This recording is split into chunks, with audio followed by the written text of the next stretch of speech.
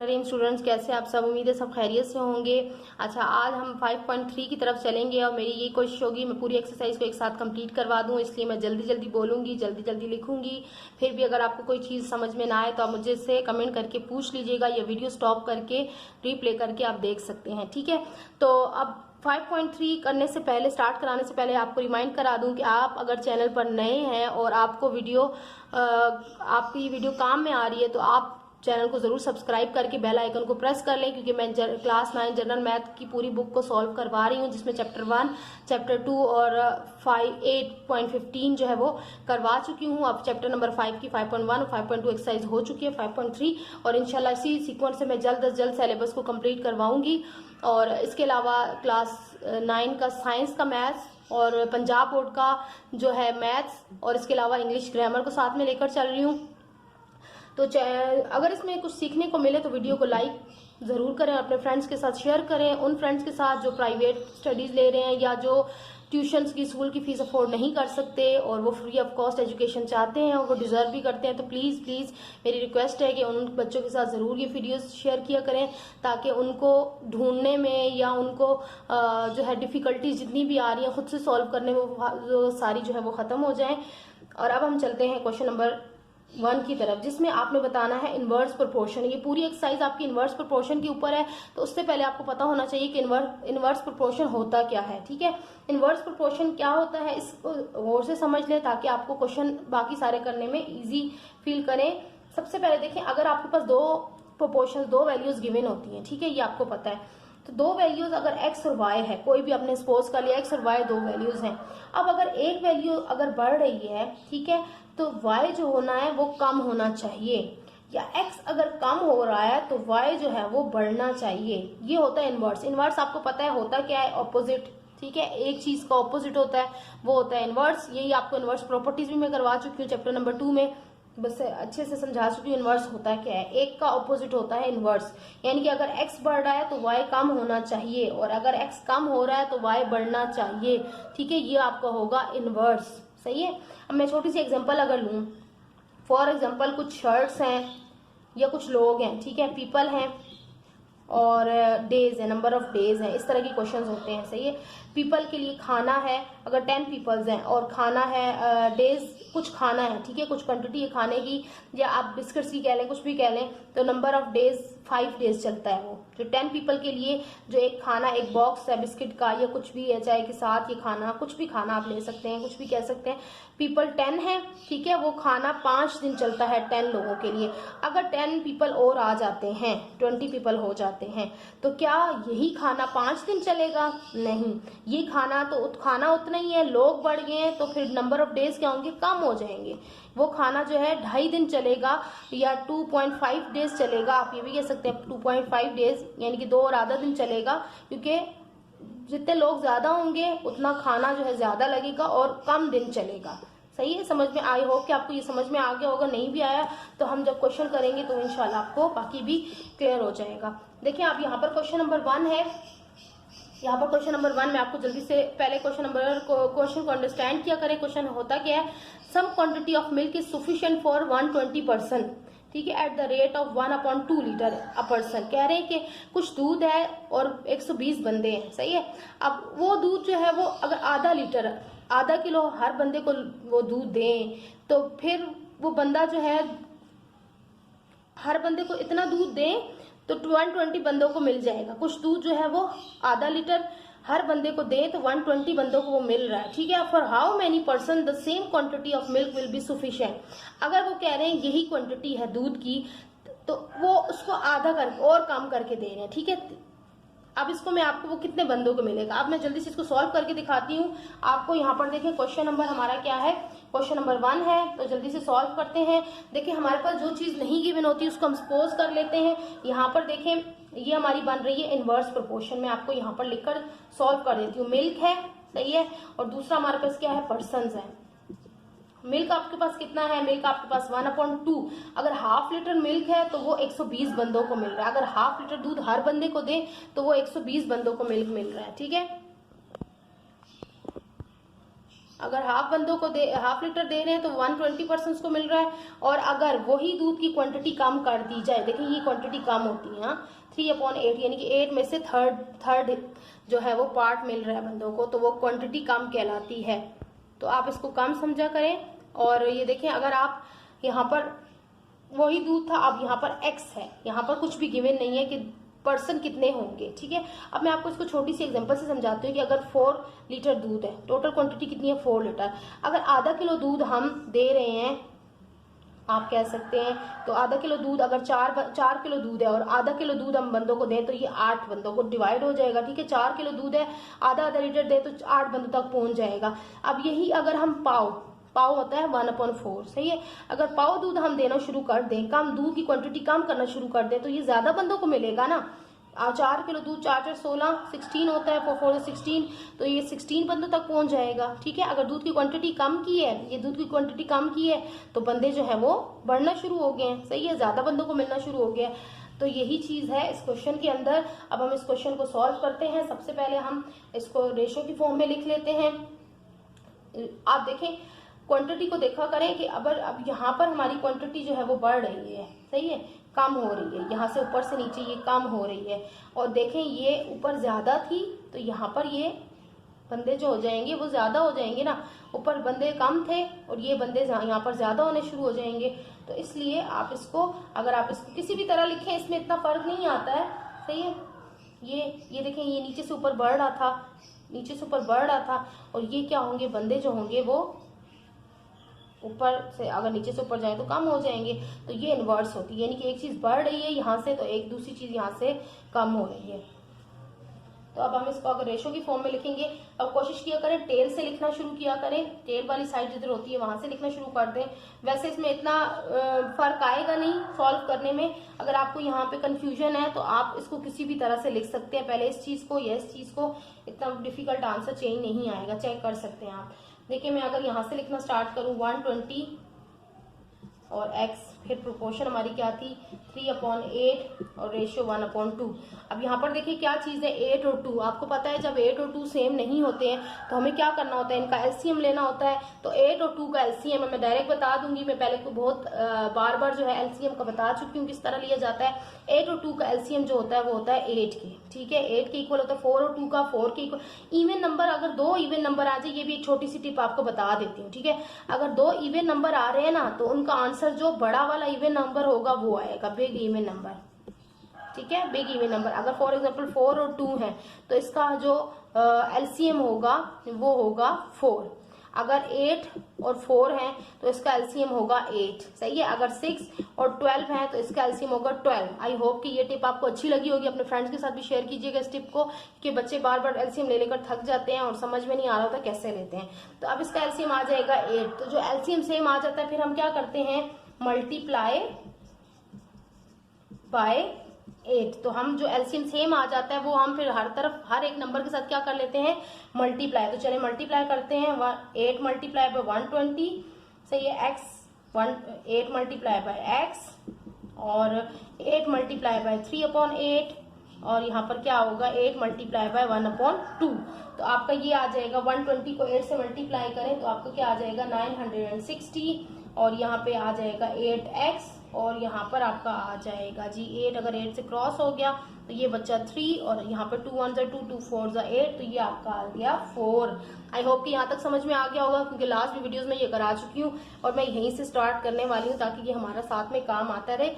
अब यहाँ पर इसको, अब हमने क्या करना है, फॉर्मूला लिख लेना है। मैं फॉर्मूला यहीं पे लिख लेती हूँ। फॉर्मूला आपको पता है क्या होता है, प्रोडक्ट ऑफ एक्सट्रीम। एक्सट्रीम भी मैं आपको बता चुकी हूँ क्या होते हैं, लास्ट वीडियो में चेक कर सकते हैं। इज इक्वल टू, ये फॉर्मूला है, और प्रोडक्ट ऑफ मीन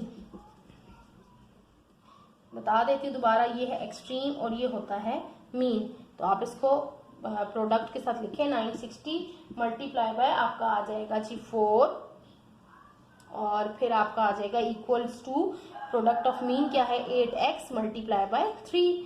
तो अब आप क्या करें, सॉल्व करें। चाहे तो आप इनको पहले मल्टीप्लाई कर लें, चाहे तो पहले इस वैल्यू को, आपको पता है x अकेला छोड़ना होता है, जिसकी वैल्यू फाइंड करनी होती है वो इक्वल की दूसरी साइड पर अकेला छोड़ना होता है, ठीक है। तो हम स्टेप बाय स्टेप चीजों को उस तरफ से इधर ले आते हैं। जब यहाँ पे चीज मल्टीप्लाई हो रही होती है तो यहाँ पर आकर क्या हो जाती है, डिवाइड। 3 यहाँ मल्टीप्लाई हो रहा था, यहाँ डिवाइड हो जाएगा। जब हम इनको सॉल्व करेंगे 960 मल्टीप्लाई बाय 4 डिवाइडेड बाय 3 करेंगे कैलकुलेटर से, तो ये हमारा आ जाना है जी 1280।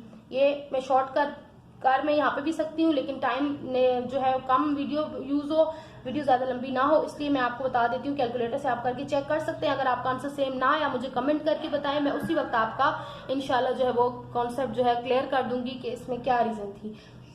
अच्छा, अब यहाँ पर हमारा 3 से तो डिवाइड हो गया। अब 120 जब हमने 960 मल्टीप्लाई बाय 4 किया कैलकुलेटर पे, फिर डिवाइड बाय 3 किया, तो हमारा आंसर आ गया 1280। अब यहाँ पर 8 अभी इसके साथ बचा हुआ है, तो x को हमने अकेला छोड़ना है। 8 यहाँ पर दोबारा से इस तरफ शिफ्ट हो जाएगा, तो 1280 को डिवाइड बाय 8 करेंगे तो ये आपका आंसर आ जाएगा जी 160। अब क्या आ गया, x इज इक्वल टू 160। इसको यूं करके लिख लें, अरेंज कर लें, तो आपका आ जाएगा। तो quantity will be sufficient for the person. Number of person आपको निकालने थे, तो पूरा आप लिख लिया करें, इज इक्वल टू 160। यही आपका आंसर है, बिल्कुल पीछे वाले एक्सरसाइज की तरह ही है, सिर्फ आपको यहाँ पर इनवर्स प्रोपोर्शन अंडरस्टैंड करनी है कि इनवर्स प्रोपोर्शन है क्या। तो अब चलते हैं हम क्वेश्चन नंबर 2 की तरफ। मेरी कोशिश है मैं पूरी एक्सरसाइज साथ में करवा दूं इंशाल्लाह। क्वेश्चन नंबर 2 की तरफ चलते हैं। क्वेश्चन नंबर 2 में क्या है, रीड करवा देती हूँ। अ स्टोर ऑफ फूड, देखिए फूड की इसमें बात आ गई, मैं पहले बता चुकी हूँ, इसी तरह के क्वेश्चंस होंगे। सफिशिएंट फॉर 250 सोल्जर्स, ठीक है, फॉर 21 डेज, 21 डेज के लिए 250 सोल्जर्स के लिए वो खाना है। For how many days the same food will be sufficient if there arrive, अगर 100 बंदे सोल्जर मोर, अगर 100 बंदे और आ जाते हैं तो फिर क्या होगा। तो पहले हम करेंगे सोल्जर्स को पक्का करेंगे कि टोटल सोल्जर्स कितने हो जाते हैं। उसके लिए पहले हमें स्टेटमेंट लिखनी पड़ेगी, यानी कि हमें गिवन चीजें हैं वो निकालनी पड़ेंगी। तो गिवन हमारे पास क्या है, नंबर ऑफ ओल्ड सोल्जर्स कितने थे, पहले 250 थे। साथ में बुक रखा करें खोल के, जो मैं सॉल्व करवा रही होती हूँ उसको चेकआउट करते रहा करें साथ साथ कि मैं सही लिख रही हूँ या नहीं। और आप खोल के रखेंगे ना बुक, तभी आपको अच्छा समझ में आएगा, ठीक है, कि हर चीज उस हिसाब से साथ साथ चेक करते रहा करें और साथ साथ अपनी कॉपीज में सॉल्व करते जाए करें, हर पॉइंट को देखकर समझकर। फिर हम अगर आ गए नंबर ऑफ सोल्जर्स, मजीद आए थे, आपको पता है सोल्जर्स कितने आ गए थे, और 100, ठीक है, और 100 आ गए थे। अब 100 में ये वाले हम प्लस कर लेते हैं टोटल, तो ये आपके हो गए टोटल 350, सही है। तो मैं यहाँ पे लिख लेती हूँ नीचे, टोटल नंबर ऑफ हमारे सोल्जर हो जाएंगे 350 नए जो होंगे। अब आगे हमने क्या, हमारे पास और क्या गिवन था, फूड। अब अगर हम, क्योंकि हमें यही निकालना था, बाकी तो एक जैसी चीज है ना। अब हम लिख लेते हैं यहाँ पर सोल्जर्स, दो जो चीजें गिवन होती है वो हम लिख लेते हैं, और दूसरी साइड पे हमें क्या गिवन है, डेज, सही है। अब सोल्जर्स पहले कितने थे, पहले हम पहले वाली क्वांटिटी लिखेंगे 250 सोल्जर्स में जो खाना था वो कितने दिन चल रहा था, 21 डेज। ये पिछली की तरह ही एग्जांपल है। और फिर नंबर ऑफ सोल्जर्स जब बढ़ गए 350 हुए, तो फिर वो खाना कितने दिन चलेगा। देखें यहाँ पर मैंने यही चीज आपको दूध की एग्जांपल दी थी लास्ट में, यही चीज कि अगर लोग 250 हैं तो खाना 21 दिन चलेगा, और अगर लोग बढ़ जाएंगे तो फिर आपको पता है खाना कम दिन चलेगा, सही है, वही खाना कम दिन चलेगा। क्योंकि अगर लोग बढ़ गए, अगर फॉर एग्जांपल आपके घर में कोई दावत है, ठीक है, कोई इनविटेशन है, कोई प्रोग्राम है, आपने 100 बंदों को इनवाइट किया और आपने उसके हिसाब से जो है वो खाना अरेंज किया है, और अचानक से ऐसा होता है कि 50 बंदे एक्स्ट्रा आ जाते हैं, तो वो क्या वही खाना आपके लिए इनफ होगा, सम टाइम हो भी जाता है। लेकिन अगर इतने ज्यादा बंदे आपके अचानक आ जाते हैं तो ऑब्वियसली आपको मजीद खाना मंगवाना पड़ेगा, ठीक है, तो वो खाना उतने बंदों में पूरा नहीं होगा। तो यही होगा, नंबर ऑफ डेज होंगे वो कम हो जाएंगे। यहाँ पर नंबर ऑफ पीपल बढ़ रहे हैं तो नंबर ऑफ डेज जो है वो कम हो रहे हैं, सही है, ये ज्यादा इस तरफ बढ़ रहे हैं, इधर कम हो जाएंगे। तो अब हम इसको रेशो की फॉर्म में लिख लेते हैं, 21 रेशो x प्रोपोर्शन, यहाँ पर क्या है 250 और 350, ठीक है। अब हाँ यहाँ पर देखिए अपॉन में कुछ भी वैल्यू नहीं है, तो ये सिंपल है, सिंपल हम फॉर्मूला लिखेंगे, product of extremes is equal to product of mean. आपको पता है प्रोडक्ट ऑफ एक्सट्रीम ये है, प्रोडक्ट ऑफ मीन ये है, तो जल्दी से लिख लेते हैं, 21 multiply by 350 is equal to x multiply by 250। अब इसको सॉल्व करने चलें तो 21 मल्टीप्लाई बाय 350 करें, या मल्टीप्लाई नहीं करते, वही मेथड आपको जो मैं समझा रही हूँ उसी से लेके चलते हैं, डायरेक्ट नहीं करते। 21 multiply by 350, 350 is equal to, यहाँ पर x के साथ क्या है 250, तो 250 को हम इस तरफ ले आते हैं, ठीक है, इसी स्टेप में ले आते हैं, तो यहाँ पर मल्टीप्लाई होता है, यहाँ पे डिवाइड हो जाएगा। अब आप करें 21 मल्टीप्लाई बाई 350, इसको मल्टीप्लाई करें, फिर जो आंसर आए उसको डिवाइड करें आप 350 से, तो आपका आंसर आ जाएगा 15 आंसर आ जाएगा। तो x आपका आ जाएगा 15, ठीक है, यही आपका होगा आंसर। सही है, आपको नंबर ऑफ पर्सन कितने मिल गए, नंबर ऑफ डेज कितने आ गए खाना। अब देख लिया आपने नंबर ऑफ डेज यहाँ पर क्या हो गए 15, कम हो गए ना, पहले 21 डेज वही खाना चल रहा था, नंबर ऑफ सोल्जर्स जब इतने थे, जब नंबर ऑफ सोल्जर्स बढ़े तो जो है वो नंबर ऑफ डेज कम हो गए, वही खाना कम दिन चला। सही है, तो ये इससे आपको समझ में आ गया कि ये इनवर्स प्रोपोर्शन होती है, ठीक है। अब चलते हैं क्वेश्चन नंबर 3 की तरफ। क्वेश्चन नंबर 3 में क्या है, क्वेश्चन नंबर 3 आपको रीड करा देती हूँ। Question number 3, suppose that food for 8 days is sufficient. यहाँ पर देखिए 400 person had a food stock for, again वही क्वेश्चन है, बिल्कुल सेम चीज है, 6 days, how many person should leave so that the same food. अब मैं पूरा रीड करूंगी तो बहुत टाइम लग जाएगा, तो मैं डायरेक्ट सॉल्व करने जा रही हूँ। नंबर ऑफ डेज या नंबर ऑफ पर्सन है, पर्सन लिख लें, सही है, और दूसरी तरफ आपके पास क्या है डेज, तो नंबर ऑफ डेज पर्सन कितने, अगर 400 लोग हों तो 6 दिन खाना चलेगा, सही है।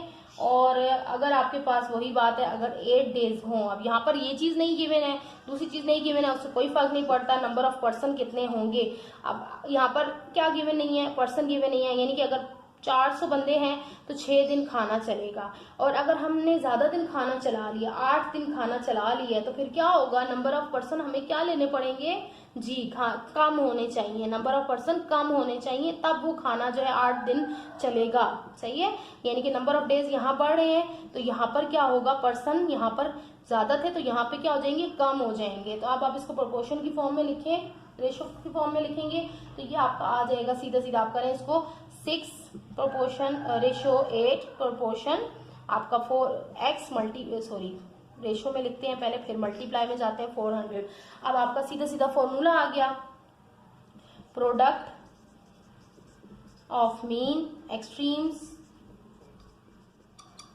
Is equal to product of mean. तो यहाँ पर आप देखें product of extreme, product of mean, 6 multiply by 400 is equal to 8 multiply by x। तो अब आप करें 6 मल्टीप्लाई बाय 400 डिवाइडेड बाय 8 करें, x को यहाँ अकेला छोड़ दें, 6 मल्टीप्लाई बाय 400 करें कैलकुलेटर से और उसको डिवाइड करें 8 से, तो आपका आंसर आ जाएगा जी 300 इज इक्वल टू x, या इसको ऐसे भी लिख सकते हैं s इज इक्वल टू 300। लेकिन अभी आपको कंप्लीट नहीं हुआ आंसर, क्योंकि क्वेश्चन में पूछा गया है कि leave how many person should leave so that the same food is sufficient for 8 days. तो 300 बंदे तो नहीं निकलेंगे ना, 300 बंदे यहाँ पर क्योंकि पहले है ना, तो ये बताना है कि 300 बंदे तो छोड़े नहीं है ना, अभी तो पर्सन्स की क्वांटिटी आ गई है, ठीक है। अब कितने बंदे अगर छोड़ के जाएंगे तब आपका वो खाना जो है वो पूरा होगा। तो अब हमें करना होगा the stock of food will be sufficient for 300 person. ये जो फूड था ना ये 300 के लिए, अब ये जो फूड टोटल था अगर 8 दिन चलाना है तो वो 3 लोगों के लिए 300 लोगों के लिए होगा, ठीक है। यहाँ पर 300 लोग आने चाहिए, 300 लोग होंगे तब। अब लेकिन क्वेश्चन पूछा गया है कि कितने लोगों ने छोड़ के गए, कितने लोग छोड़ के गए तब वो खाना पूरा हुआ, सही है। तो कितने लोग छोड़ के गए हमने वो बताना है। The required person that should leave, the required, इस तरह से लिख लिया करें स्टेटमेंट, दैट शुड लीव, क्योंकि यहाँ पे क्वेश्चन में पूछा गया है कि कितने बंदों को छोड़ के जानी है वो जगह, तब वो जो है वो क्वांटिटी पूरी होगी। तो मैं ये नीचे लिख देती हूँ, आपको वहां पे शायद नजर ना आए। तो टोटल नंबर थे 400, ठीक है। और अगर हमने इसमें से माइनस करना है जितने बंदों को खाना पूरा हो रहा है तो वो आपका आ जाएगा 100। तो क्या आ गया, कितने बंदों को छोड़ के जानी है वो जगह, नंबर ऑफ पर्सन्स। इस तरह की स्टेटमेंट बीच बीच में लिखती रहती हूँ कि आप लोग अपनी तरह से क्वेश्चन को सॉल्व करते हुए अपने माइंड में जिस तरह से आपकी आ रही है ना क्वेश्चन के हिसाब से, तो लिख दिया कर स्टेटमेंट, बहुत अच्छा इंप्रेशन पड़ता है चेकर पे और इसके मार्क्स भी आपको अच्छे मिल जाते हैं। Number of persons that should leave मेरा इस पे बहुत ज्यादा टाइम लग जाता है, इसलिए मैं इज इक्वल टू 100। यही आपका आंसर है 100। ठीक है, इसको आपने यूं करना है सॉल्व। अब चलते हैं नंबर 4 की तरफ। इसमें टोटल 8 क्वेश्चंस हैं, लेकिन थोड़ा लेंथी है आगे वाले क्वेश्चंस, तो ये हमें जल्दी जल्दी करना पड़ेगा। क्वेश्चन नंबर 4, क्वेश्चन नंबर 4 में है अ train covers a certain distance in 4 hours. सही है। अब इसमें ये सिंपल है, इतना ज्यादा इसमें कुछ है नहीं है, कुछ भी एक्सप्लेन करने का, पूरा रीड कर लिया करें। इन 6 hours at the speed of 27 kilometre. आप जब इसको पढ़ेंगे तो फिर भी आपको कुछ समझ ना आया करे क्वेश्चन, तो आप पूछ लिया करें कमेंट में। ठीक है, स्पीड आपकी किस में दी हुई है, किलोमीटर पर आवर में दी हुई है। ठीक है, और दूसरी तरफ आपका क्या गिवन है, टाइम, और वो किस में गिवन है, आवर्स में गिवन है। यानी कि इतनी स्पीड होगी, 27 स्पीड गिवन है और 6 आवर्स। ठीक है, 6 आवर लग रहे हैं, और अगर स्पीड कम हो जाए तो फिर कितने आवर्स लगेंगे। सही है। अब आप देख सकते हैं, अगर किसी गाड़ी की स्पीड ज्यादा होगी तो वो जल्दी पहुंचाएगा ना हमें। ठीक है, कम टाइम लेगा, जल्दी पहुंचाएगा, टाइम वो कम लेगा। ठीक है, फॉर एग्जांपल आपने जो है 2 आवर्स फॉर एग्जांपल आप 100 किलोमीटर जाना है। ठीक है, और स्पीड आपकी 27 है, तो वो आपको 6 घंटे में पहुंचा रहा है। और अगर आपने वही 100 उसमें ही जाना है और स्पीड वो कम कर दे, तो जाहिर बात है 6 आवर से कम टाइम लगेगा, ज्यादा टाइम लगेगा ना, टाइम बढ़ जाएगा। देखिए, टाइम बढ़ जाएगा, जब स्पीड कम हो रही है ना तो टाइम बढ़ जाएगा। ठीक है, तो अब ये इनवर्स प्रोपोर्शन है, तो हम इसको सॉल्व कर लेते हैं। ये आप देखिए 24, 27 और प्रोपोर्शन आपकी क्या बनेगी, 6x। अब आप इसमें सिंपल है, वही प्रोडक्ट ऑफ एक्सट्रीम्स, अगेन वही चीज है, प्रोडक्ट ऑफ। बच्चे बोर भी हो जाते हैं एक ही क्वेश्चन को बार बार सेम ही फॉर्म में देखते हुए, तो ये तो आप लोगों के लिए अच्छी बात है कि सेम क्वेश्चन ही आप लोगों के चलते जाते हैं। तो हर क्वेश्चन को सॉल्व किया करें, कहीं ना कहीं कोई नई चीज आपकी समझ में आ जाती है। मेरे स्टूडेंट्स हैं, मैं उनको भी यही चीज रिकमेंड करती हूँ कि बेटा हर क्वेश्चन सॉल्व किया करें, क्योंकि सम टाइम ऐसा होता है कि आप जो है किसी भी क्वेश्चन में कोई चीज नहीं आपको जो है वो क्लियर हो जाती है, कोई नया कॉन्सेप्ट आपको क्लियर हो जाता है जो पहले आपको समझ में ना आया हो। ठीक है, तो हर क्वेश्चन को जरूर सॉल्व किया करें। जितनी प्रैक्टिस आपकी अच्छी होगी मैथ्स की, इतना ही आपके अच्छे पेपर में सॉल्व जल्दी करेंगे, पेपर को सॉल्व और अच्छा सॉल्व करेंगे।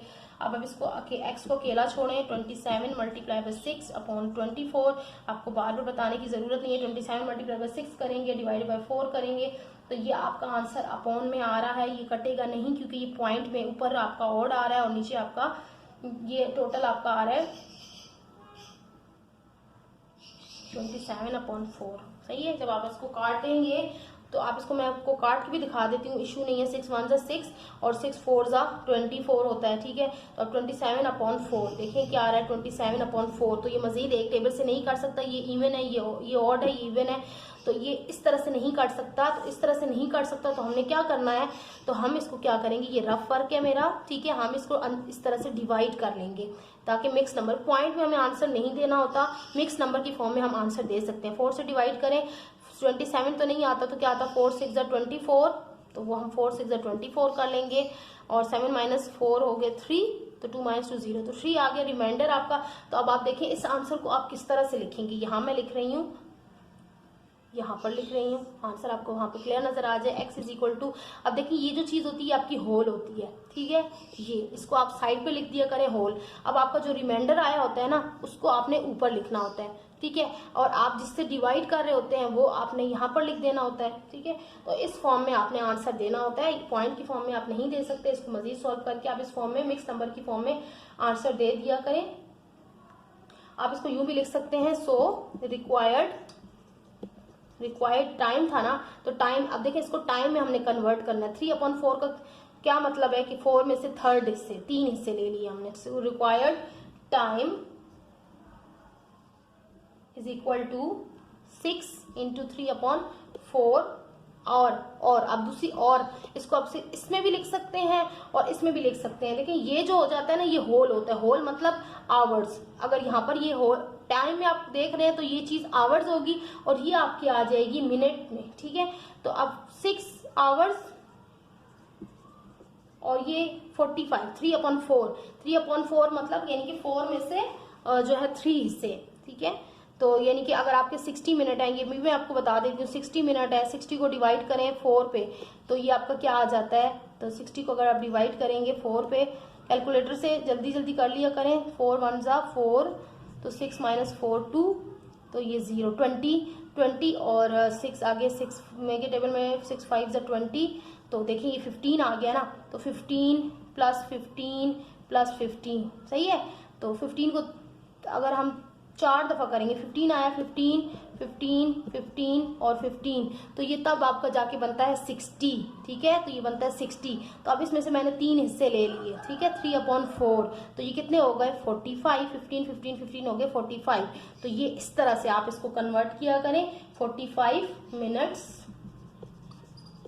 यही आपका आंसर है। आई होप ये चीज़ जो मैंने आपको एक्सप्लेन की है ये आपको समझ में आई होगी कि 3/4 का क्या मतलब है यहाँ पर।